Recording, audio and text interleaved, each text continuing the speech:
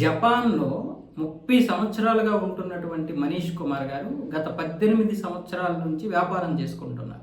ఇప్పుడు ఆయన వ్యాపారానికి ఏ విధమైనటువంటి అర్హత లేదు, అంటే అనుమతులు లేవని చెప్పి జపాన్‌కి చెందినటువంటి ఐఎస్ఏ ఈ వీసా సేవల సంస్థ ఏదైతే ఉందో అది ఇప్పుడు అక్కడ పునరుద్ధరించడానికి, అంటే వ్యాపార మేనేజర్ వీసాని ఇవ్వడానికి నిరాకరించడంతో ఇప్పుడు అక్కడ విధానపరమైనటువంటి ప్రధాన మార్పులు జరగడం వల్ల ఈయన జీవితం తారుమారైపోయింది. మీరు ఇప్పుడు ఇండియా వెళ్ళిపోండి, మీ మాతృభాషకి, మీ మాతృదేశానికి వెళ్ళిపోండి, అక్కడే వ్యాపారాలు చేసుకోండి, ఇక్కడ ఎటువంటి వ్యాపారం చేయడానికి లేదు అని చెప్పి ఆయనకి జపాన్ అధికారులు 2 రోజుల క్రితం ఇన్ఫర్మేషన్ ఇచ్చారంట.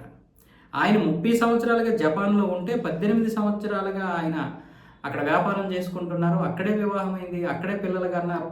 ఆ పిల్లలకి ఇప్పుడు జపాన్ భాష మాత్రమే వచ్చంట, భారతీయ భాష ఏదీ రాదు. పైగా వాళ్ళంతా కూడా అక్కడే పెరిగారు, ఆ వాతావరణంలోనే పెరిగారు, వాళ్ళకి స్నేహితులు కూడా అక్కడే ఉన్నారు. ఇప్పుడు నేను భారతదేశం వెళ్ళిపోమంటే ఎలా వెళ్ళిపోగలుగుతాను?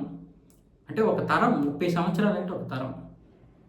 ఇప్పుడు అక్కడ విధానపరమైనటువంటి ప్రధాన మార్పులు జరుపుతుంది అక్కడ జపాన్. అందువల్ల ఇప్పుడు ఈ వ్యాపార మేనేజర్ వీసాలని నిరాకరిస్తుంది అక్కడ. అంటే ఇలాంటి వాళ్ళు చాలామంది ఇప్పుడు అక్కడ ఇబ్బంది పడుతున్నారు. భారతీయులనే కాదు, విదేశాల నుండి వచ్చి వ్యాపారం చేసుకుంటున్నటువంటి వారందరికీ ఇబ్బందికరమైనటువంటి పరిస్థితి. ఎంత? 96% ఇక్కడ వీసాలు నిరాకరిస్తున్నారంట. 96% ఈ వ్యాపార మేనేజర్ వీసాలు ఇవ్వడం లేదంటే స్థానికులకే ఈ యొక్క ఇది బయట వాళ్ళకి ఇవ్వకుండా ఉండడం కోసం. మరి మనం ఎంతమందిని పంపించాలో ఆలోచించండి. మన దేశంలో దొబ్బు తింటున్నారు. మరి మనం ఎందుకు ఇలా చేయలేకపోతున్నాం? ఎందుకు అంటే మన దేశంలో ఉన్నటువంటి వారు మన దేశానికే శత్రువులుగా ఉన్నారు కాబట్టి, వాళ్ళు యాంటీ నేషనలిస్టులుగా ఉన్నారు కాబట్టి, వాళ్ళు దేశ వ్యతిరేకులుగా ఉంటూ ఈ దేశంలోనే దొబ్బు తింటారు, ఈ దేశంలోనే పడిచేస్తారు. ఇలా పడిచేస్తున్నటువంటి పందికొక్కుల్లా తింటున్నటువంటి వారందరూ కూడా ఇక్కడే ఉంటారు. వెళ్ళిపోమంటూ వెళ్ళిపోరు. మళ్ళీ వాళ్ళని అడ్డగించడానికి మరికొన్ని పందికొక్కులు వస్తాయి.